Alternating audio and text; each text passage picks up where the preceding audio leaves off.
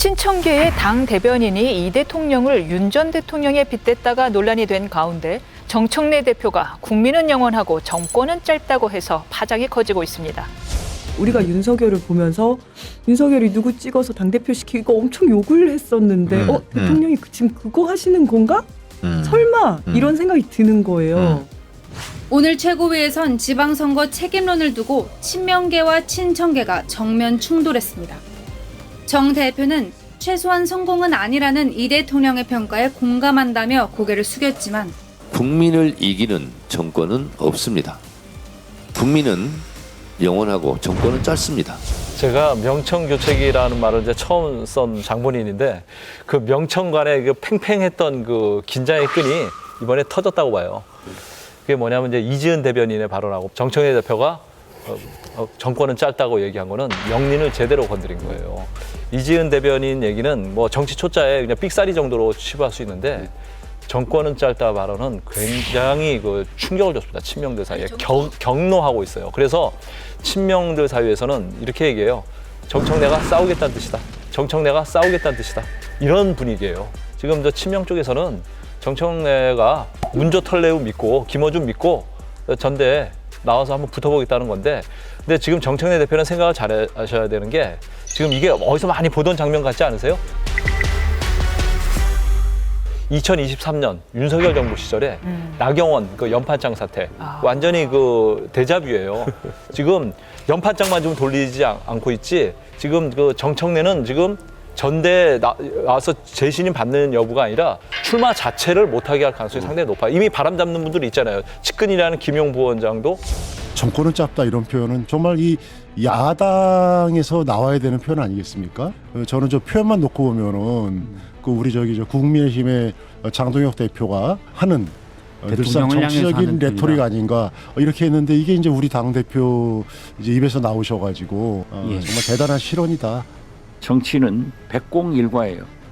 100가지를 잘해도 한 가지를 잘못하면은 책임지고 나가는 수밖에 없는데 대통령이 말씀하신 것을 정청래 지도부는 알아 잘해라. 이지은 전 대변인으로부터 시작이 된 이재명 대통령과 윤석열 전 대통령을 이렇게 단순 비교하는 말이 확 불을 일단 질렀고 또 하나는 정청래 대표가 했었던 그 표현이요. 국민은 영원하다. 정권은 짧다. 이 말도 저도 사실 저런 말은 야당에서 그렇죠. 여당을 향해서 정권을 향해서 할 때 준엄하게 얘기할 때 하는 말인데 저 말을 왜 했을까 굳이 본인이 준비했던 시간도 아니고 말미에 저런 얘기를 굳이 왜 할까 했는데 대통령을 자꾸 이렇게 당내 갈등의 한복판으로 끌어들이려고 하는 걸 당의 대변인이 하려고 그러고 당 대표가 그렇게 하려고 그러는 건 매우 부적절한 일이고 앞으로도 이런 일은 좀 자제했으면 좋겠다는 생각이 끝으로 궁금해지는데요. 정청래 대표의 정권은 짧다 이 발언 지금 대통령 들으셨을 거 아닙니까? 무슨 생각하실까요? 이재명 대통령의 생각을 직접 제가 뭐 듣지는 못했지만 그 생각을 정말 정확하게 전달해 준 분 몇 분하고 통화를 했는데 겁나게 화났어요. 진짜 겁난다. 그 워딩대로 전화하면 싸우겠다는 뜻이네. 군복으로 갈아입자는 얘기네. 이렇게 얘기하셨어요. 대통령이 정말 그렇게 발언하셨다는 얘기인가요? 대통령이 직접 그렇게 얘기하셨다는 게 아니라 대통령과 수시로 자주 소통하시는 분이 정청래 대표가 정권 짧다 이 발언 나온 이후에 그 얘기를 전해준 거예요. 그러니까 본인의 생각을 전한 거죠. 그 측근이. 그 분노가 전이된 걸 거 아니에요. 그렇죠.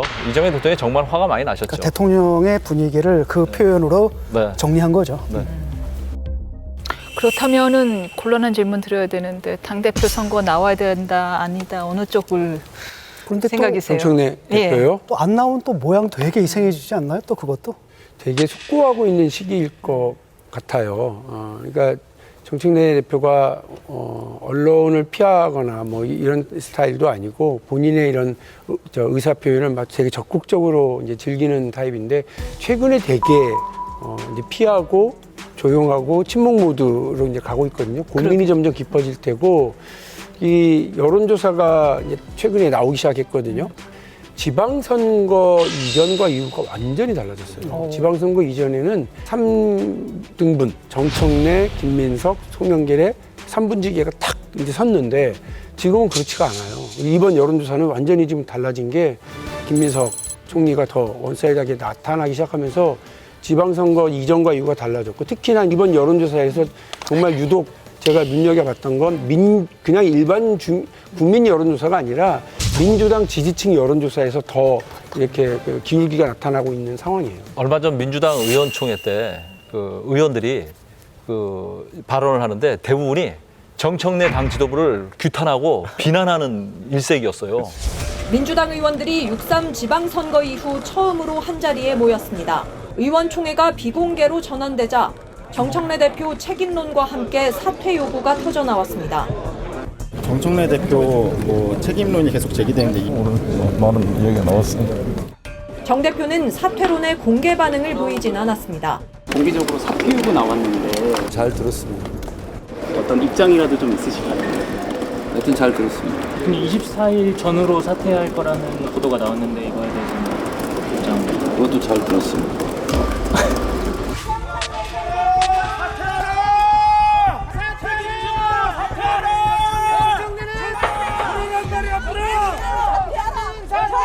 전남 광주 현역 의원 6명이 불참한 채 시작된 회의는 친명계 최고위원들이 정 대표 면전에서 연임 포기를 압박하며 곧바로 냉랭해졌습니다.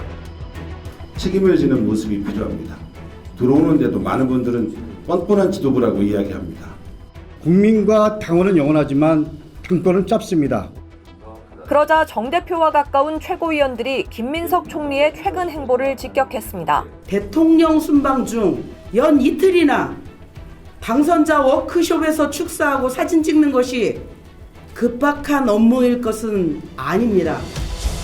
사실은 당 지도부 얼마나 셌어요. 지금 당 선거 다 주도해오고. 그런데 정청래 대표를 옹호하는 발언을 한 사람이 없어요. 이 얘기는 뭐냐면 벌써 기류를 딱 읽고 아직은 대통령의 시간이라고 보는 거죠. 친청계에서 이거 발을 스스로 빼는 거예요. 최민희 의원 같은 경우 방송에 나와서 그랬잖아요. 친청계 진행자가 친명계로 분류되는 이현주는 선거 실패에 책임을 진다면서 사퇴했고. 잠시만요. 예. 지금 친명계라고 하셨는데 저는 뭔가요? 저는 내심은 친청계로 분류하고 있습니다. 저를요? 예. 저는 제가 틀릴 수도 있고요. 예. 틀리셨고요. 예. 저는 당연히 친명이죠. 예. 아니 이렇게 일 잘하는 대통령님께 줄 서지.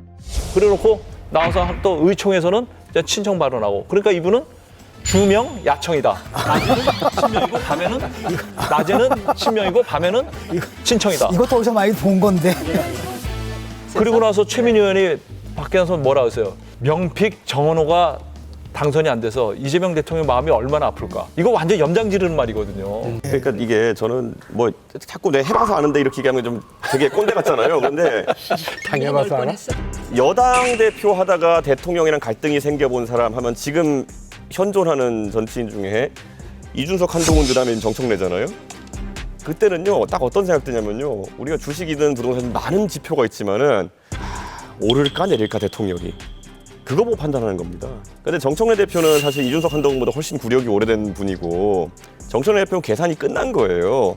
이재명은 이제 우리 내려가는 거고 내가 올라갈지 모르겠지만 하여튼 내려가다 하방 배팅을 해야 된다라는 생각을 한 거고 마음을 정한 걸 아는 거죠. 이제 친명계도. 아까 그런데 유희동 의원님이 너무 적절하게 무동력 비행기 얘기하셨지만은 내려가면 내려가는 건 절대 반등이 안 됩니다. 예. 그렇기 때문에 저는 지금 우리가 이 시점에서 보는 것과 2달 뒤, 3달 뒤에 민주당의 관점을 보는 거 완전 다르고 저는 하방 배팅이 오히려 승리할 가능성이 있다 이렇게 보는 거죠. 예. 제가 요즘 정치부 기자들 잘 안 믿습니다만 우리 정치부 기자들 100분에게 물어봤을 때 100명의 정치부 기자들 대부분이 정청래의 연임을 다 점쳤어요. 그렇죠. 그런데 지금 분위기는 그렇지 않아요.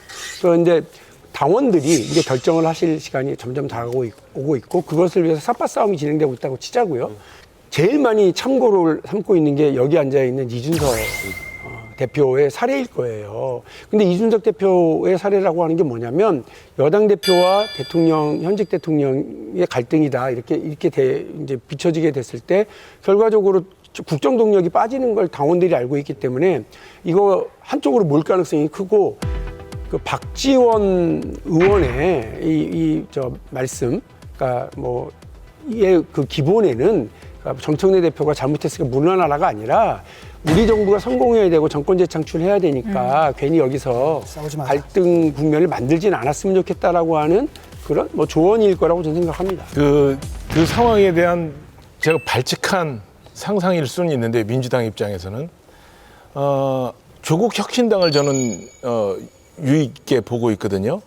정청래 대표 입장에서는 이번 전당대회에 안 나오면 거의 정치적으로 거의 매장이 될 겁니다. 다음번에 공천도 굉장히 어려운 상황으로 갈 거예요. 그러니까 여기에서 지던 이기던 상관없이 나와서 그 세력을 유지하려고 할 거고요. 그 안에서 견디지 못하면 밖에 구명보트가 떠 있는 거예요. 조국 혁신당이라는. 총선 때 그게 3당을 총선을 앞두고 만드는 건 힘들지만 그때 대기하고 있는 보트에 올라타는 건 그렇게 어려운 게 아니거든요. 그런 차원에서는 저는 레버리지는 이니셔티브는 저는 정청래 대표가 갖고 있다고 생각하고 이것을 끊임없이 그 유튜브 채널들을 통해서 지금 현재 이재명 정부에게 보이게 보이지 않게 압력을 넣을 거라고 생각하고 그게 굉장히 유효하게 적절하게 먹힐 거라고 생각합니다. 뭐 제가 장동혁 체제가 만수무강하길 바라는 바와 비슷하게 온갖 상상들을 발칙한 게 아니라 무엄하게 하고 계시는 것 같습니다.